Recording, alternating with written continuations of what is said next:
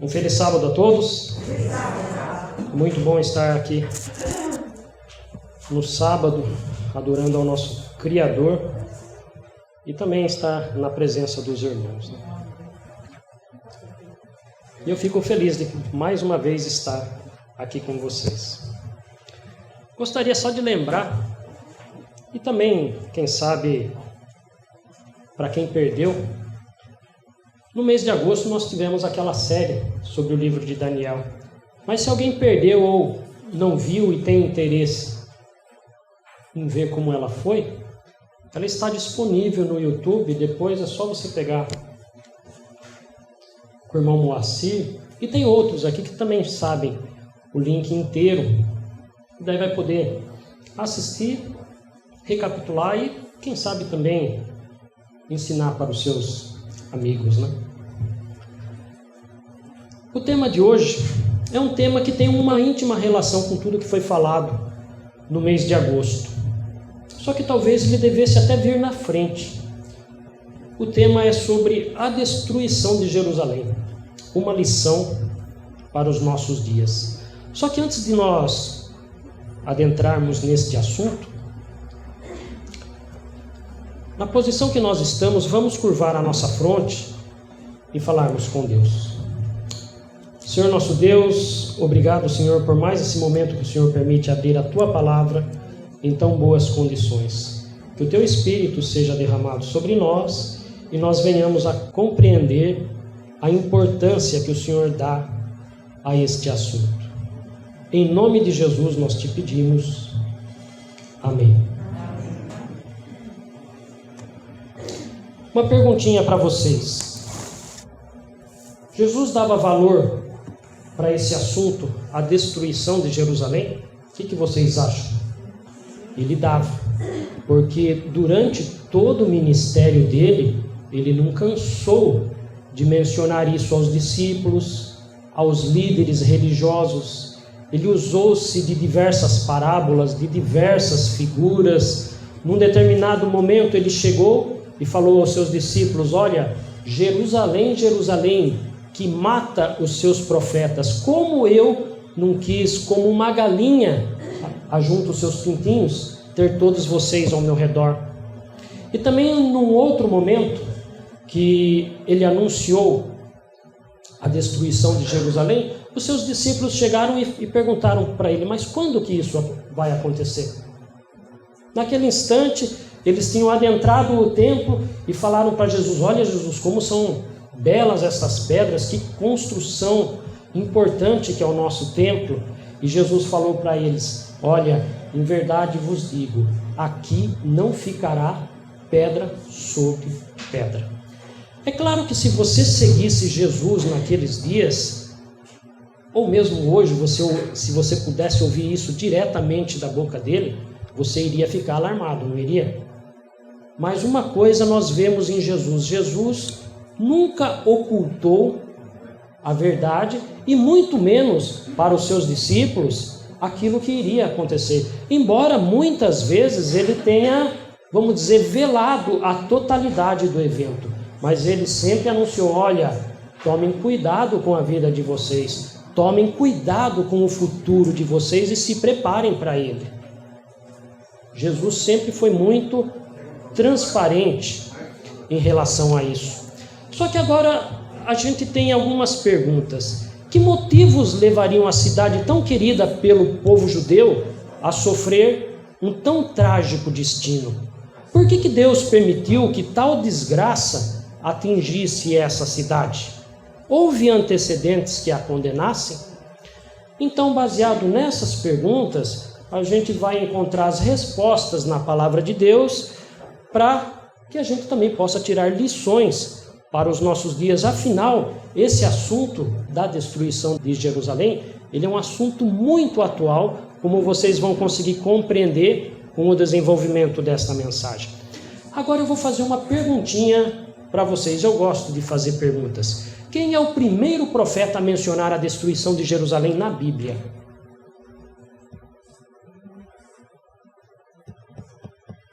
Jeremias? Daniel? Ezequiel? Alguém arrisca? Esses 3 que eu já falei já não são.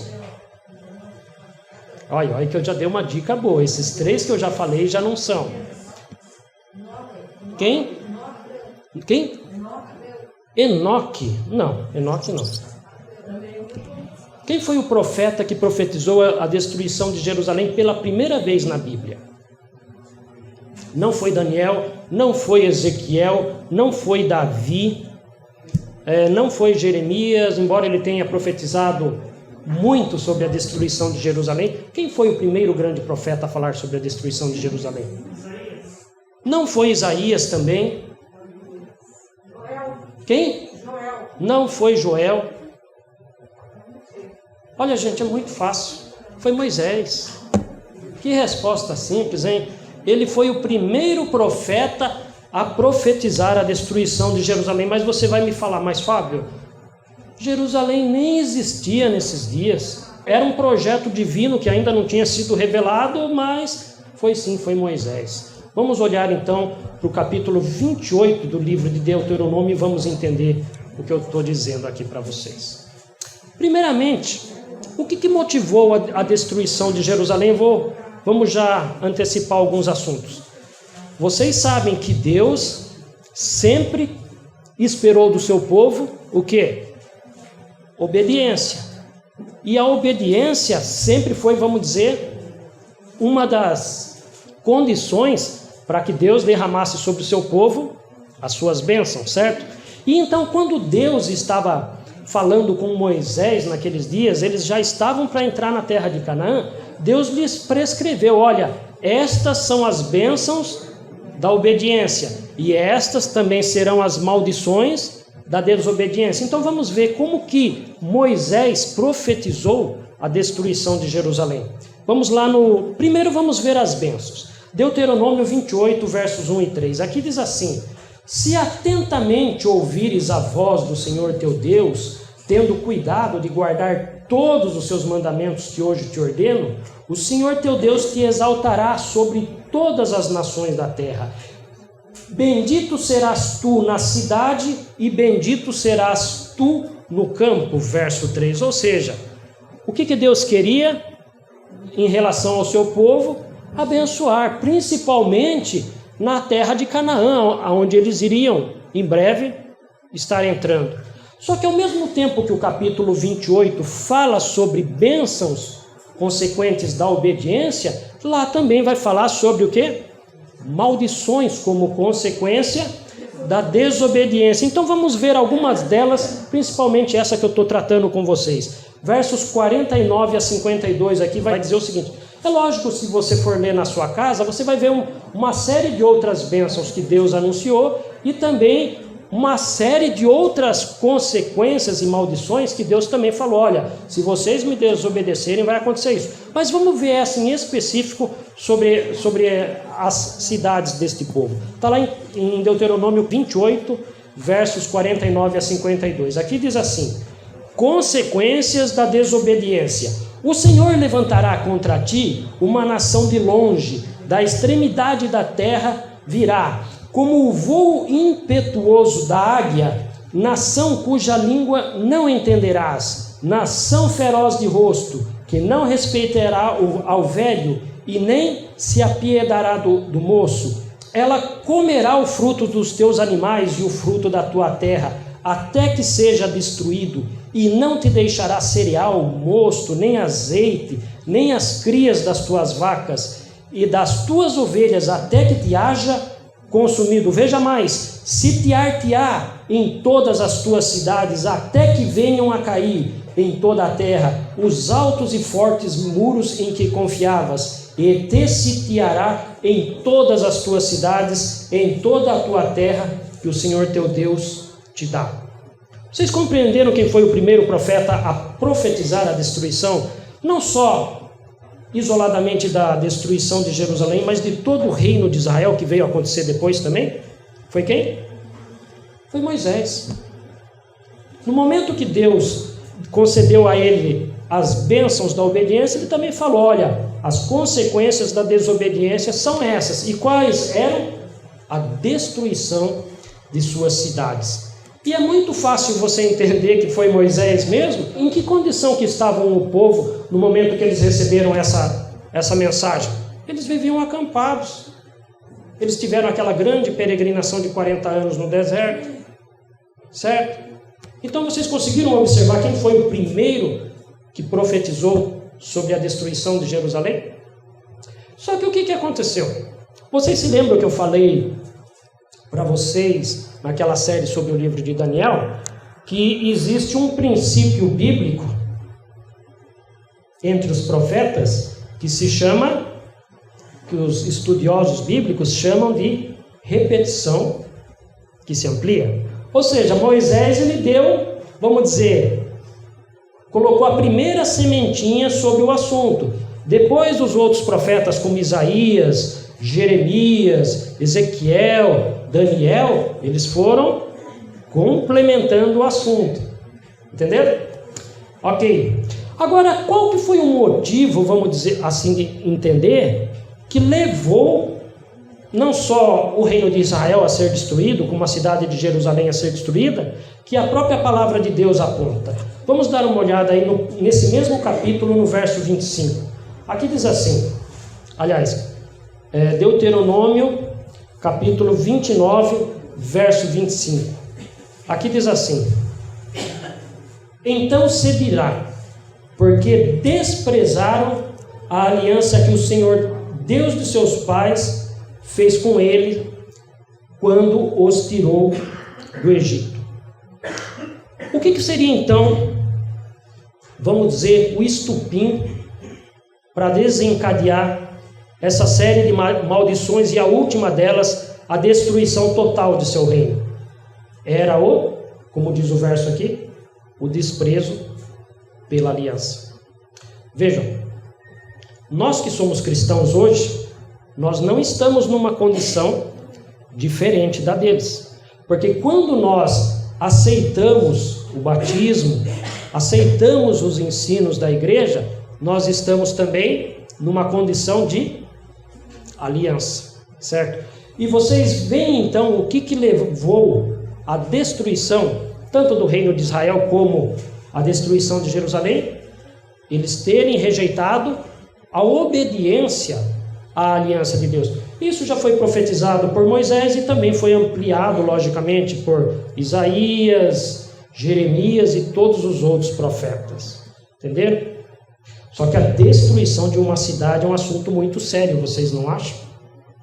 Muito sério. É tão sério, como eu já mencionei para vocês, começou com Moisés, repetiu com Isaías, repetiu com Jeremias, repetiu com Daniel, repetiu com Ezequiel, e ainda assim o povo não quis dar ouvidos. E é por isso que essa mensagem ela é importante para nós nos nossos dias também, porque nós também estamos com Deus num pacto de aliança. E se nós desprezarmos a aliança que Deus quer manter conosco, essas consequências inevitavelmente irão nos alcançar, só que de uma outra maneira. Ok? É isso aí. Agora vejam o seguinte. Vocês observaram que para trazer esse assunto para vocês, eu fui me reportar ao profeta mais antigo da Bíblia, pelo menos que em registros.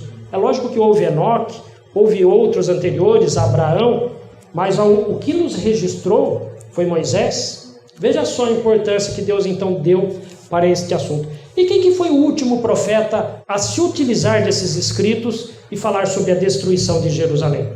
Esse está mais fácil. Quem foi? Quem?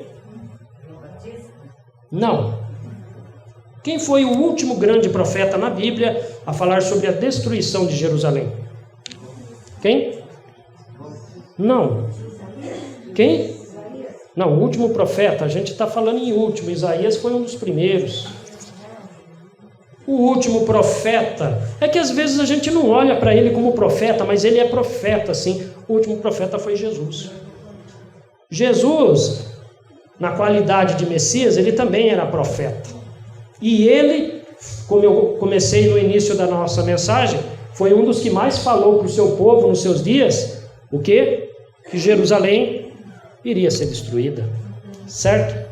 Só que o que acontece quando você vai para Jesus e você vê o que ele mencionou, por exemplo, nos evangelhos de Mateus, Marcos e Lucas? O que acontece ali? Você vê Jesus citando algum versículo bíblico para se referir à destruição de Jerusalém? Às vezes você consegue até entender que Jesus citou alguns versículos, mas na melhor das hipóteses, o que Jesus fez nos seus dias foi mais interpretar o que os profetas falaram do que ele mesmo se usar da palavra de Deus para dizer, olha, conforme Moisés falou, Jerusalém vai ser destruída. Conforme Jeremias falou, Jerusalém vai ser destruída. Ele não fez isso. O que ele fez? Ele já, de uma maneira muito mais prática, ele interpretou para os seus discípulos o que iria acontecer. Só que ele fez isso baseado em qual texto do Velho Testamento? De Moisés. Agora não é mais Moisés. Vejam, até a primeira destruição de Jerusalém, quem foi que profetizou? Moisés, certo? Que foi o primeiro. Quem sabe Isaías e principalmente o profeta Jeremias, certo? E após Jerusalém destruída, quem foram os profetas que seguiram com esse mesmo raciocínio, que mesmo após Jerusalém fosse reconstruída, ela iria ser novamente destruída? Eu estive aqui 5 domingos com vocês, gente. Foi o próprio profeta Daniel, né? Esse é o profeta, então, que Jesus vai usar como referência para quê? Para explicar aos seus discípulos em seus dias que Jerusalém iria novamente ser destruída. Mas de novo, mestre, de novo. Vamos dar uma olhadinha lá no livro de Daniel, capítulo 9, para a gente entender essa mensagem. Aqui diz assim: depois do período das 62 semanas, será morto o ungido, nós sabemos que é Jesus, e já não estará. E o povo de um príncipe que há de vir destruirá a cidade e o santuário. Quem é esse povo de um príncipe que há de vir? Nós sabemos, estudando as profecias do livro de Daniel, que é o Império Romano. E o Império Romano, ele veio, instalou cobrança de impostos, instalou seus sacerdotes e sumos sacerdotes, corrompeu, vamos dizer assim, de uma maneira geral, toda a liderança do povo judeu, e o povo judeu também aceitou muitas vezes essas condições, e com isso, como consequência, teve o quê? A destruição de Jerusalém. Então vejam só, quando Jesus falou agora da segunda destruição de Jerusalém, ele se referia a quem? Ao profeta Daniel. Tanto é que se você for lá no Evangelho de Mateus, no capítulo 24, versos 15 e 16, a quem ele se refere como profeta no Velho Testamento? Veja só, Mateus 24, versos 15 e 16. Aqui diz assim: quando, pois, virdes o abominável da desolação, de que falou o profeta Daniel no lugar santo, quem lê entenda. Então os que estiverem na Judéia fujam para os montes. Só que daí você me pergunta, mas Fábio, Jesus só citou do livro de Daniel abominável da desolação. Ele não citou nenhum outro versículo. E por que ele não fez isso? Porque ele estava junto dos seus discípulos, e junto aos seus discípulos ele não precisava ficar explicando o versículo tal, capítulo tal. Ele já chegou e deu a interpretação. Olha, gente, vai vir o abominável da desolação e ele vai causar a destruição dessa cidade. Só que quando a gente olha para esse texto, é importante a gente também comparar esse mesmo texto para a gente ver se Jesus falou alguma coisinha a mais. Vamos, por exemplo, olhar para Lucas 21, versos 20 e 21, para ver se tem algum esclarecimento a mais. Aqui diz assim, só que eu vou fazer uma pergunta para vocês. Jesus se referiu no verso anterior, quando, pois, virdes o abominável da desolação, aonde mesmo? No lugar santo. Certo? No lugar santo. Ok? Aonde é esse lugar santo? Aonde que é esse lugar santo? Vamos deixar a Bíblia responder aonde que é o lugar santo. Vamos lá então para Lucas, capítulo 21, versos 20 e 21. Aqui diz assim: quando, porém, virdes Jerusalém sitiada de exércitos, sabei que está próxima a sua devastação. Então os que estiverem na Judéia fujam para os montes, e os que se encontrarem dentro da cidade, retirem-se, e os que estiverem nos campos, não entrem nela. Vocês perceberam que é o mesmo texto, só que com uma explicação adicional? Para o evangelista Lucas, ele não usou a expressão, quando vocês virem o abominável da desolação no lugar santo, quem lê, entenda. Ele não usou isso. Ele já explicou. Quando vocês virem Jerusalém sitiadas de exércitos, sabei que está próxima a sua devastação, a sua destruição. Então, o que significava esse lugar santo? É justamente o que o evangelista Lucas explicou. O lugar santo, quando você estuda um pouquinho alguns livros que tratam sobre esse assunto, vai dizer o seguinte: imaginem que esse púlpito aqui é a cidade de Jerusalém, tá?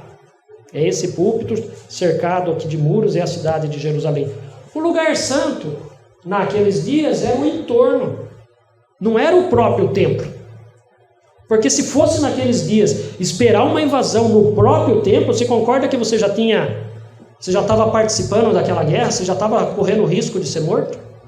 Então o lugar santo é o que o evangelista Lucas diz aqui: quando, porém, virdes Jerusalém sitiada de exércitos, sabei que está próximo a sua devastação, a sua destruição. E foi isso que Jesus falou.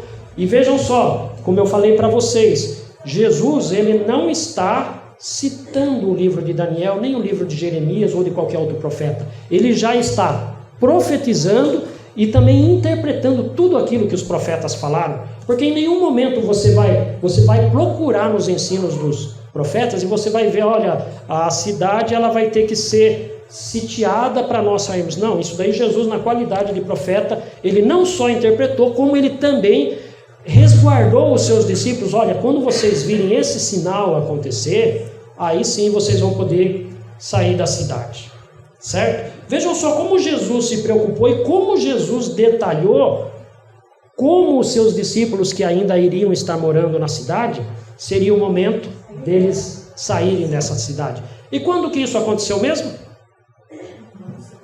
No ano? Quando que isso aconteceu, esse sítio da cidade de Jerusalém? Que ano que foi, Edson? No ano? Quem dá mais? Não é o ano 70, gente. O cerco de Jerusalém, ele aconteceu no ano 66 depois de Cristo. A história, e tanto o livro Grande Conflito, ele vai nos dizer o seguinte, que o general Céstio Galo, ele cercou Jerusalém no ano 66 depois de Cristo. E o que aconteceu com Céstio Galo no ano 67? Ele morreu. Então não pode ser ele o responsável pela destruição de Jerusalém. Vocês entenderam? No ano 66 ele cercou Jerusalém. Quando ele cercou Jerusalém e imediatamente ele retirou os seus exércitos, o que o povo compreendeu? O povo cristão, que esse era o anúncio, olha, para sair daqui, ó. E olha que Deus foi muito generoso com eles, deu um prazo de um pouco mais, quase 3 anos para eles, ó, vaza dessa cidade, essa cidade vai ser destruída.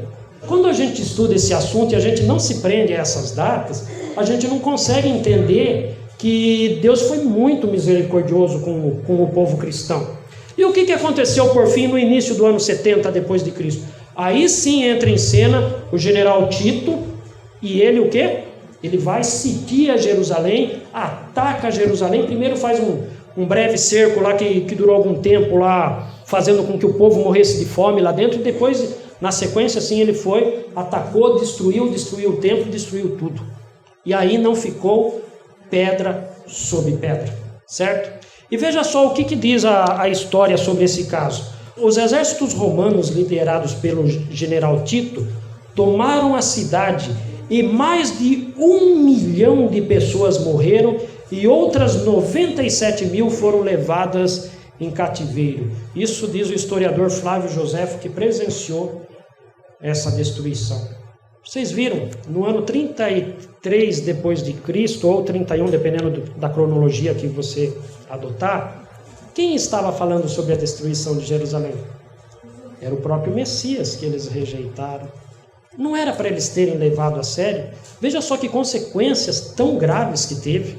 Desobedecer a palavra de Deus, desobedecer aquilo que o último profeta que eles tinham diante de si estava os avisando, certo? Só que o que acontece? Isso que a gente acabou de ler, conversar, comentar com vocês, é história que já ficou no passado. E que aplicação esta mensagem tem para nós? Isso que é importante a gente entender. Porque vejam só, quando você estuda o capítulo 24 do livro de Mateus, os discípulos eles foram com uma pergunta. Vamos dar uma olhadinha nessa pergunta? Mateus 24, verso 3. Eles tinham acabado de sair do templo, os discípulos tinham mostrado o templo e sua grandiosidade a Jesus, e Jesus falou para eles que não ficaria ali pedra sobre pedra. Aqui diz assim: no Monte das Oliveiras achava-se Jesus assentado. Quando se aproximaram dele, os seus discípulos em particular, e lhe pediram: dize-nos, quando sucederão essas coisas e que sinal haverá da tua vinda e da consumação do século ou do fim do mundo, como às vezes ocorre em algumas versões. O que Jesus usou como tipo? Ele usou como tipo a destruição de Jerusalém.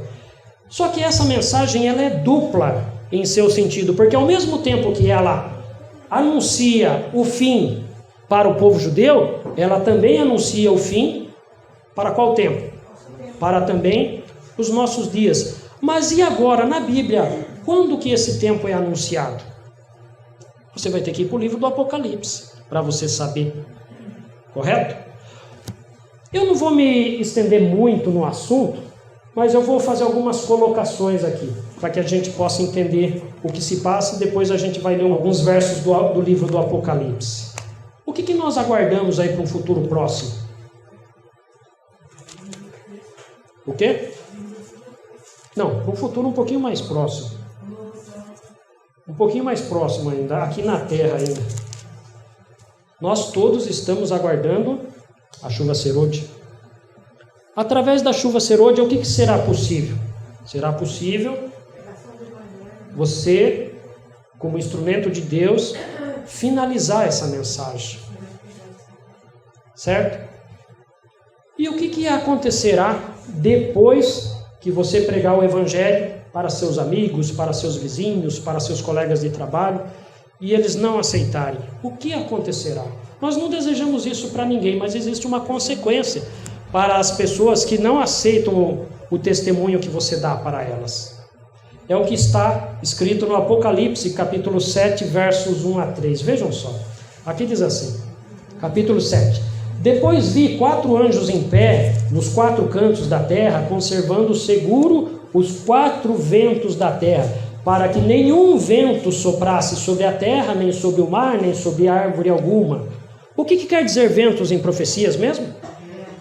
Ventos, guerras, destruições, revoluções, ou seja, é como se Deus estivesse falando para nós: olha, segura esses ventos, essas guerras, essas revoluções, até para quê mesmo? Daí o verso seguinte vai dizer: vi outro anjo que subia do nascente do sol, tendo o selo do Deus vivo, e clamou em grande voz aos 4 anjos, aqueles aos quais foram dado fazer dano à terra e ao mar, dizendo: não danifiqueis nem a terra, nem o mar, nem as árvores, até o quê? Selarmos na fronte os servos do nosso Deus. Vocês veem que é uma sequência que nós temos na nossa frente?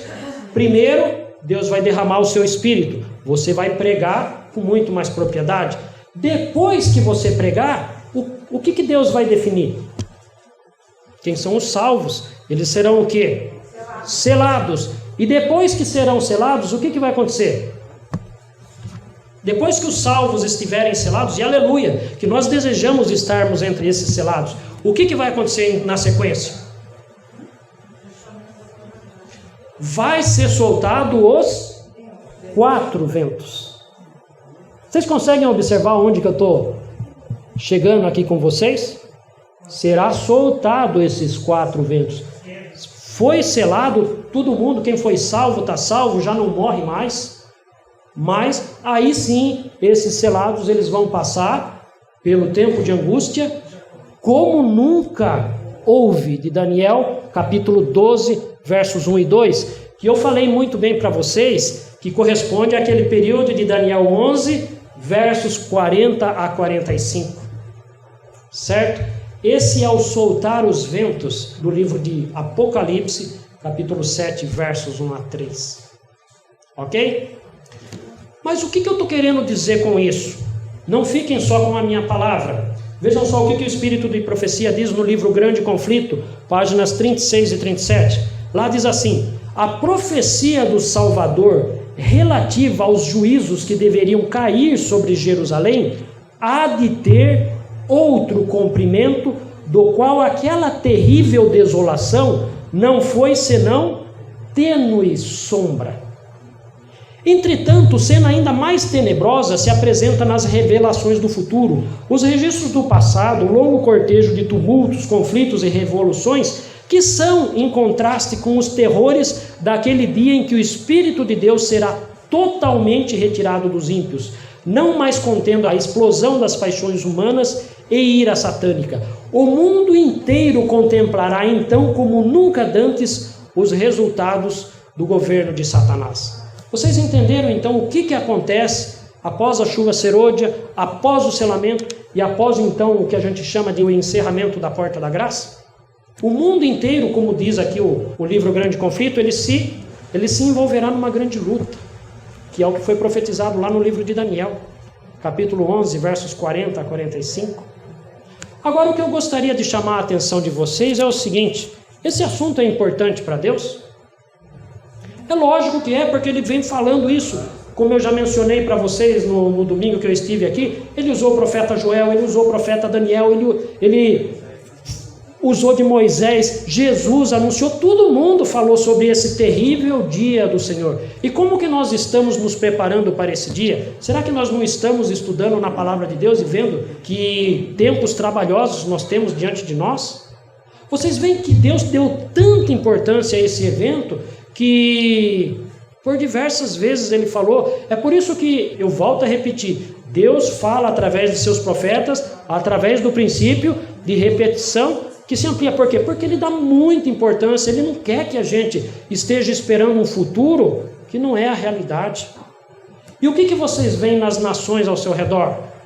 Esses dias eu estava olhando uma matéria da preocupação entre França e Estados Unidos, de que, por exemplo, a Austrália não estava meio que comercializando de outros fornecedores submarinos nucleares. E os submarinos nucleares não é para missão de paz, não, é para uso militar. O que vocês acham de todos esses países que cada dia mais estão cada vez mais se armando, estão se preparando? Na hora que o Espírito Santo for retirado da terra, vai ser uma batalha só. Os dois grupos serão divididos, como eu mencionei naquele último domingo que eu falei aqui, entre Rei do Norte e Rei do Sul, e o mundo vai se acabar numa guerra. Só que em meio a essa guerra, quem surge mesmo? Daniel 12, versos 1 e 2, aí sim se levanta Miguel, o grande príncipe. E esse é o tempo de angústia. O tempo de angústia é justamente o período antes, porque na hora que Miguel se levanta, graças a Deus, aleluia, que é o momento que nós seremos salvos. Certo? Então vocês conseguiram entender? Agora vamos entender, por fim, qual é a nossa atitude diante do fim, que a própria Bíblia nos recomenda. Está lá em 2 Pedro, capítulo 2, aliás, capítulo 3, versos 10 a 12. É um texto tão conhecido da gente, não? Veja só. Vamos ler a partir do verso 9, né? Aqui diz assim: não retarda o Senhor a sua promessa, como alguns a julgam demorada. Pelo contrário, ele é longânimo para convosco, não querendo que nenhum pereça, senão que todos cheguem ao arrependimento. Ou seja, Deus falando que ele é longânimo para conosco. Vocês acham que Deus foi longânimo para com o povo judeu naqueles dias? Por que foi? Por quê? Veja só como Deus foi longânimo na sua última mensagem para o povo judeu naqueles dias. Como eu mencionei para vocês, Ceste o Galo, ele cercou Jerusalém no ano 66 depois de Cristo. E imediatamente ele tirou seus exércitos por motivo que se desconhece na história. E o povo judeu que estava lá, eles entraram, vamos dizer, pegaram eles pela retaguarda e expulsaram eles de lá. E o que aconteceu na sequência? O povo cristão que viu aquele grande sinal acontecendo, ou seja, o abominável da desolação no lugar santo, eles perceberam, nossa, agora é o momento da gente sair de Jerusalém. Então o povo judeu, o que eles passaram a ver depois do ano 66? Eles viram os cristãos se retirarem da cidade, se mudarem, deixarem suas casas vazias, e ao invés de eles se recordarem daquilo que aquele último profeta que é Jesus falou, o que eles fizeram? Ainda mais se enraizaram naquela cidade. Veja só como Deus foi longânimo com o povo judeu, ainda dando mais 3 anos de misericórdia até chegar o ano 70.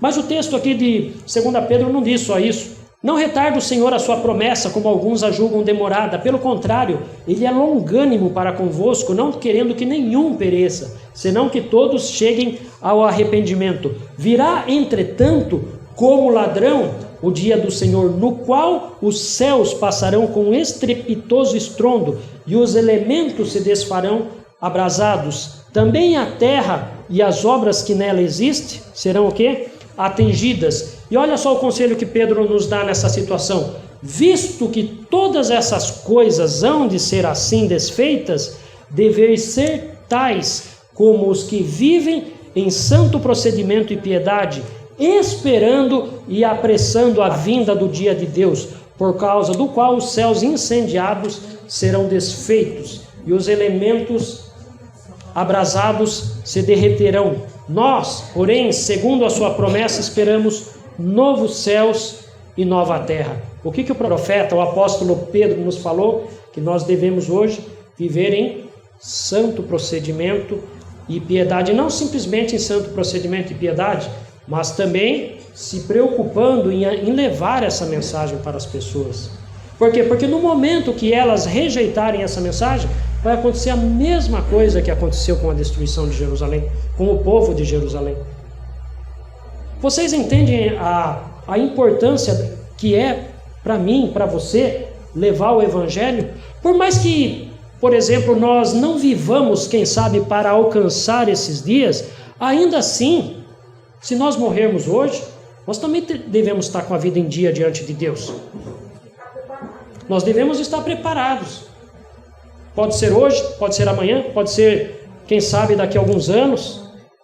Mas Deus já de sobremão nos avisou, olha, eu avisei vocês, tomem cuidado aí na terra, porque o diabo, o inimigo de vocês, ele não está brincando de salvação com vocês, ele realmente quer destruir vocês. E as consequências nós temos claramente, porque Deus, por meio da Bíblia, ele nos mostra que o seu povo no passado rejeitou o Espírito Santo através da primeira destruição do reino de Israel, os 10 primeiros reinos. Depois, mais uma vez, eles pecaram, transgrediram a aliança de Deus, daí houve a destruição de Jerusalém através do rei Nabucodonosor. Depois, mais tarde, no ano 70, mesmo algo em torno, quase 500 anos depois, Deus continuou avisando, olha, se o povo não se apegar à minha aliança, novamente vai ser destruído. E Deus não está brincando com nenhum de nós, meus queridos. Se nós, hoje, abandonarmos também a sua aliança, embora nós não venhamos, quem sabe, participar de uma guerra ou ver todas essas consequências que é anunciado na sua palavra, nós também vamos estar perdidos. É por isso que Deus, por tantas e tantas vezes, ele repete esse anúncio para nós. Olha, as bênçãos da obediência são essas, e as consequências da desobediência serão desastrosas, e custará aquilo que é mais importante para cada um de vocês, que é a nossa própria alma, a nossa própria vida. Certo? Eu sei que o assunto ele é um pouco indigesto, nós não gostamos muitas vezes de olhar para esse assunto, mas foi assim que Deus escolheu se comunicar conosco. Eu só vou dar mais uma outra ideia para vocês. Normalmente, nós estudamos, por exemplo, o assunto do santuário e nós vemos o que ali no santuário? Que a todo momento o homem pecava, ele tinha que fazer o quê? Uma oferta pelo pecado. Poderia ser quem era mais rico oferecia um cordeiro, quem era mais pobre oferecia uma pombinha. Havia outros rituais e quem era paupérrimo oferecia até oferta de flor de farinha. Só que em todas essas ofertas ficava sempre claro o quê? Que alguém iria morrer para pagar essa culpa. E o que aconteceria se a pessoa não aceitasse aqueles, vamos dizer, não tivesse dentro daqueles símbolos que eram apresentados nesse santuário? As consequências da desobediência iriam ser mortos. Esse é um outro ensino que existe por trás do ensino do santuário. Ou seja, se você não crê na aliança, você está automaticamente fora da aliança. E quem está fora da aliança, o caminho certo, como diz o profeta Moisés, só leva à destruição. Certo? A mensagem é pesada, a mensagem é dura, mas é o que Deus fala na sua palavra e Ele não está brincando com nenhum de nós. Ok? Muito bem. Vamos então ficar em pé e cantarmos o hino final, o hino 565, ó, nunca separar, porque o nosso maior desejo nesta vida é o que é nunca se separar, não só da pessoa de Cristo, mas de todos nós como irmãos aqui, não é isso mesmo? E que isso venha então ser a nossa reflexão final para este culto.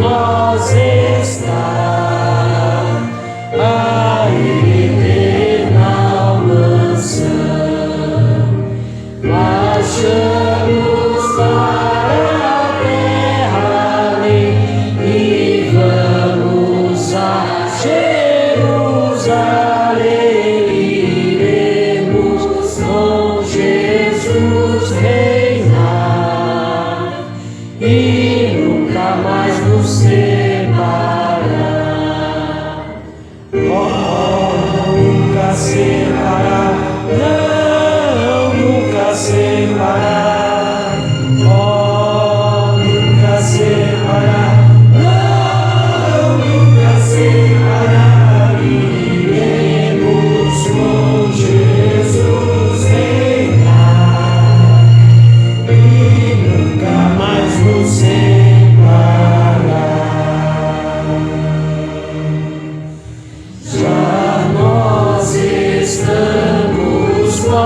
Moisés, vem no futuro lá, e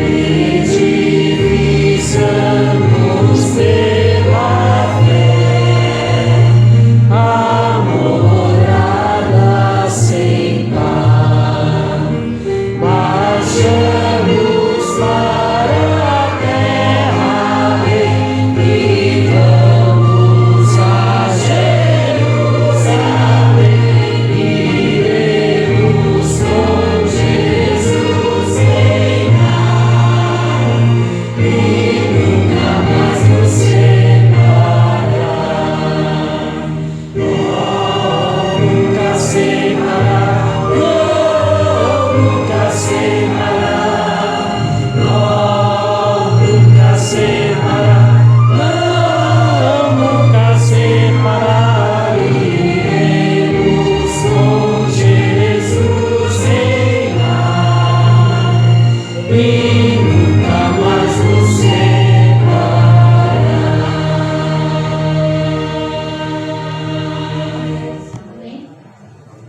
Senhor nosso Deus, que seja este o maior desejo do nosso coração. Nunca nos separarmos de Ti, Senhor. Que nós não sejamos como o povo judeu, o povo de Israel no passado, que um dia escolheu abandonar a sua aliança. Que antes nós tenhamos, Senhor, fiéis à Tua aliança. Custe o que custar, custe o que ela exigir de nós. Leva-nos agora em segurança para os nossos lares. É o que nós te pedimos, em nome de Jesus. Amém.